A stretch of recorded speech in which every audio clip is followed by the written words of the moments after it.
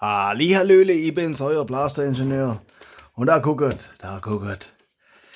Mein dritter ganzer Stolz oder so.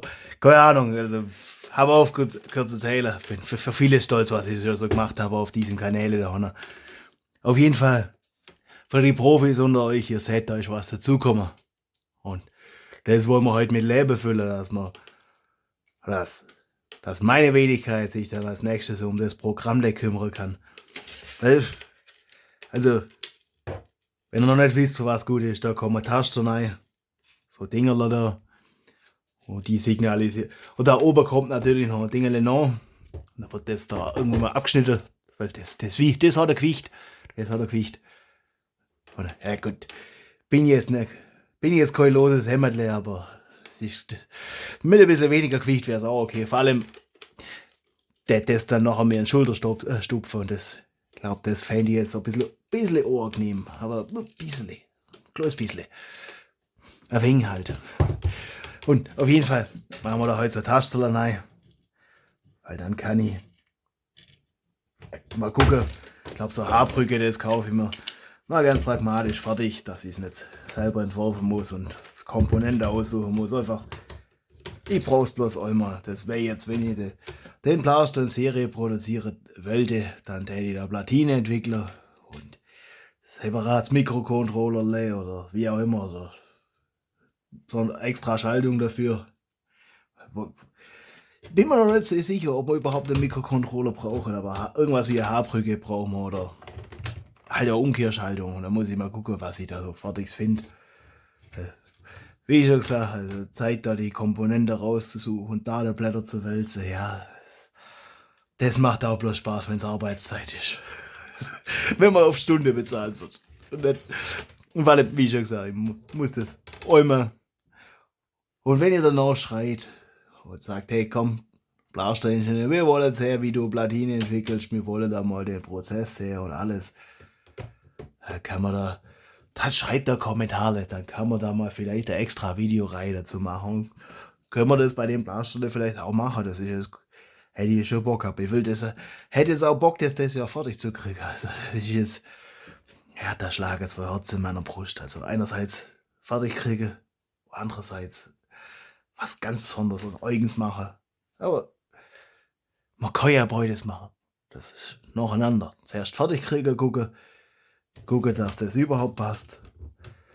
Das mal mit pragmatischen Komponenten, die man so fertig kriegt. Und dann, wenn das alles, wenn die Nachfrage entsprechend ist, wenn ihr da Bock drauf habt und oder wenn ihr und ich da Bock drauf haben.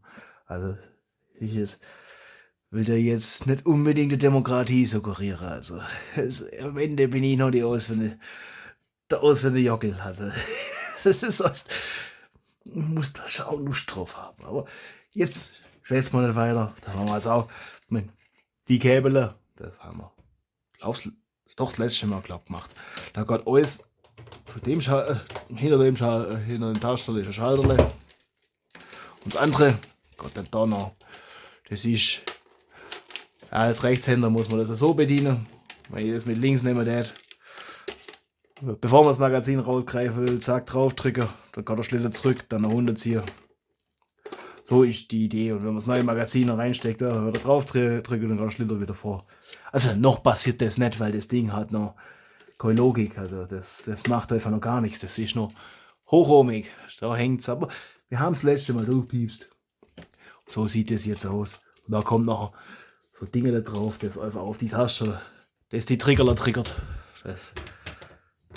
Und Trigger hat heutzutage andere Bedeutung, habe ich gelernt. Für mich war das immer, wenn ein Signal fürs Ostsee kommt, dann triggert das. Ich glaube spätestens jetzt durch zu wissen, dass ich nicht von Ingenieur bin. Hey, ich würde sagen, ich löte mal da Kabel noch und dann schwätzen wir weiter und dann lassen wir es gut sein für heute. Weil da muss ich ja Elektronik kaufen, Elektronik gucken, wie das. Das muss ich mal ruhig mal gucken. Das wird sonst. Oder vielleicht machen wir ein Anfangsvideo, was ich grob vor euch präsentiere, was ich so habe. Dann Nachfolgevideo, wo ich euch entweder sage, ob es Gott oder nicht Gott ist. Aber jetzt löten wir mal. Machen wir Schnelldurchlauf. Bis gleich.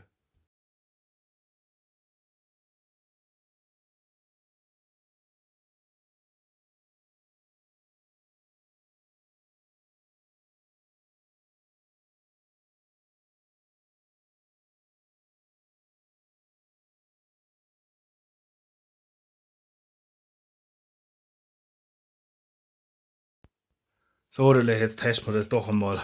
Das war jetzt ein bisschen, ja, mehr Gewalt, wie ich gerne angenommen, wie ich gerne gehabt hätte. Jetzt piepsen wir das mal durch, ob es noch geht. Weil den Kabelkanal habe ich ein bisschen, nur ganz kleines bisschen zu eng gemacht. Nur minimal. Also normalerweise, ja. Das ist noch weit von der Serienproduktion entfernt, aber ich glaube, da machen wir auch keine Serienproduktion draus. So, professionell mit der Pfeile. Gott nicht, Gott nicht, Gott nicht. Wunderbar. Der lässt sich jetzt auch nicht mehr. Ja, das heißt, wenn ich da doll drüber mache, das muss der Hahn an der Stelle einfach die Delle mitmachen, weil das habe ich da. Schraubenzieherle. Ja, kriegt er das mal. Oh, je, je, je. Dadurch hat es die obere Schicht ein bisschen geklopft. Dann haben wir ein bisschen Platz für die Kabel. Die Käbel. Wisst ihr. Ich verwende kein Kabel, sondern Käbel. Alles kleiner. Wobei, ja, dann müssen wir das muss da wahrscheinlich einen Bügel rum haben, dass das hier drückt oder an der oberen Schiene, dass der Abstand definiert ist. Weil sonst kann es sein, dass das wegdrückt und das gar nicht auslöst. Das sind Dinge, da muss ich ein bisschen rumexperimentieren. Das mache ich dann mal für mich. Und dann zeige ich euch die ganze Iteration, die es braucht hat, bis das dann da auslöst hat, wo ich gedacht habe, dass das auslösen soll. So, dann haben wir das zweite Testerle. Dann machen wir einen Schnelldurchlauf. Bis gleich.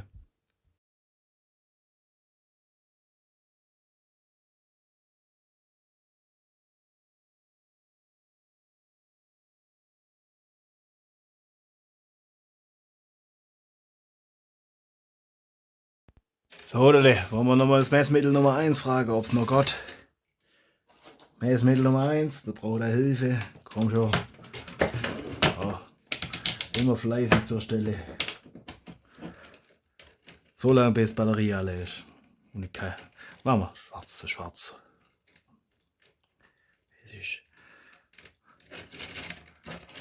Das drehen mir die Leute mit ihren inneren Monster durch. Wobei viele Kommentare habe ich gehört, soll helfen auf diesem YouTubes. So, jetzt muss es nur noch dann auslösen, sobald der Schlitter am Ende ist. Das muss auslösen, sobald der Schlitter wieder vorne ist. Ja, Gott. Da habe ich jetzt mein Hilfswerkzeug, weil der Finger zu dick ist. Gut, man muss das Messmittel auch. Voll Profis am Werk, ich sag's euch. Dieser Ingenieur da. So, schwarz zu rot. Ja. Beschwert euch in die Kommentare. Jetzt ist schon spät. Gott. So, die Taschenler gegangen auch. Das auch nochmal. Jetzt warte mal. Rot und Gelb steht drauf vor Feuer. Diesmal machen wir es richtig. Rot zu Rot, Schwarz zu Gelb. Und? Ja, steht für Feuer. Das andere, Schwarz-Weiß, für ein neues Magazinle. Wollen wir es richtig rummachen? Jetzt haben wir schon richtig rum angefangen. Ja, komm, gang schon, nein. Das könnte man auch. Das könnte man auch leicht falsch verstanden. Das bleibt euch überlassen. So. Hier. Jetzt Taschenle. Das ist dann von Magazinwechsel. Das hätte ich da dahinter machen können, aber das habe ich mir überlegt. Dann muss man das immer drückt halten, wenn man das Magazin wechseln will. Ist das ein Gewirrwarr. Der Blaster hängt an dem Messmittel. Da kriegst du irgendwann mal eigenes Messmittel. Um Batterie anzuzeigen. Weil da braucht man so ein was weiß ich wie viel S-Lipo, dass man die 24 Volt von dem Motorle da oder irgendeine andere Batterie. Also da muss jetzt da die Elektronik rein, da muss da die Haarbrücke oder die Motorumdreherei, Motorreverser, sowas, keine Ahnung. Schon versaut. Nicht einmal fertig und schon Macke drin. So, wieder weg ist. Hab's gekriegt. Siehst, der Repairmann. So. Und dann muss ich überlegen, wie wir das machen, dass das da. Ich glaube, das lassen wir so ein Stückchen länger. Weil dann geht das nachher da hinten und das Teil. Dann wäre das gerade so dahinter. Ihr seht's gar nicht. Ich sag's euch, da voll Profi. Dann wäre das gerade da. Und da kommt dann noch Schulterstütze noch. Das ist dann gerade so, dass es komfortabel ist und dass mir dann nicht in die Schulter boxt. Seht ihr das? Eigentlich wäre da eine Schulterstütze schon okay. Wenn ich es da direkt anschließen würde. Muss mal gucken, wie man das hinkriegt. Aber das muss halt bis da noch hintergangen. Dass der Taster auch auslöst.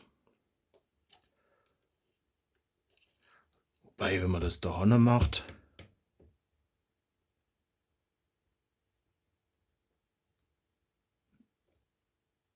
Jetzt habe ich einen Knoten im Kopf. Das ist doch. Ich habe doch das ausgemessen. Der Abstand müsste doch genau das. Der Abstand sein. Da ist er doch professionell gemessen. Ne, ich habe es mit dem Messschieber gemessen. Das ist schon. Aber da kann man natürlich mit dem. Am einfachsten ist wahrscheinlich mit dem Ding da nicht zu spielen, weil das ist bloß ein kleines Teil. Also wenn man da. Das noch ein bisschen. Sehe gerade. Schlammbach hat den Taster nicht sauber gekriegt. Und wenn da den Schlitt ein bisschen länger macht oder ein bisschen kürzer, kann man da was ändern.